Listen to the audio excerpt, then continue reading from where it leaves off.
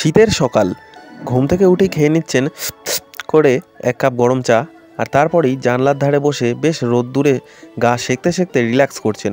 কিন্তু জানেন কি যে অজান্তে কি কি ভুল জিনিস খেয়ে ফেলছেন, আর তার ফলে হয়ে যাচ্ছে আপনার শরীরে ভয়ঙ্কর ক্ষতি, যেটা কিনা আমরা বুঝতেই পারছেন। আসুন জেনে নিই কিছু কিউএনএ নদিয়া মেডিকেলের পক্ষ থেকে।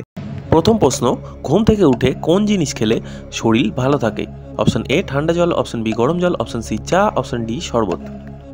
উত্তর হবে গরম জল, কারণ গত দিনের যে সমস্ত অম্বল গ্যাস পেটে জমা থাকে সেগুলি এই গরম জল নষ্ট করে দেয়।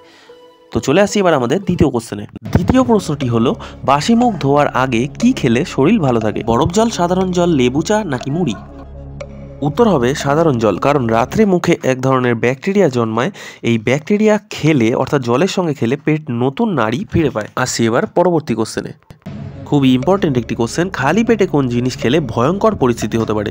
চা, ভাত, দুধ নাকি ডাব? উত্তর হবে ডাব।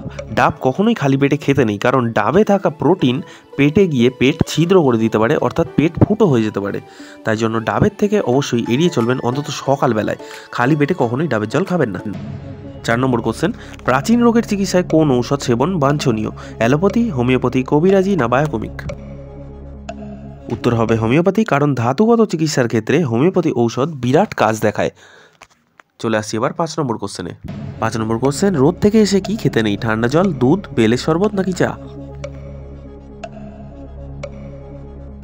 উত্তর হবে ঠান্ডা জল, কারণ ঠান্ডা জল খেলে ঘাম বন্ধ হয়ে যায় এবং সানস্ট্রোক হতে পারে, এমনকি মৃত্যু পর্যন্তও ঘটতে পারে। তাই জন্য অবশ্যই রোদ্দুর থেকে এসে হাঁপানো অবস্থায় ঠান্ডা জলটাকে অবশ্যই এড়িয়ে চলুন। কিছুক্ষণ রেস্ট নিন, তারপরে ঠান্ডা জল বা নর্মাল জল সেবন করুন। তো ধন্যবাদ বন্ধুরা, দেখা হবে আবার পরবর্তীতে কোনো একটি এরকম কিউএনএ এপিসোড নিয়ে। ততক্ষণ অবধি ভালো থাকুন, সুস্থ থাকুন, অবশ্যই আমাদের দেওয়া টিপসগুলি ফলো করুন। দেখা হচ্ছে আবার পরবর্তীতে। ধন্যবাদ, ভালো থাকবেন, টেক কেয়ার।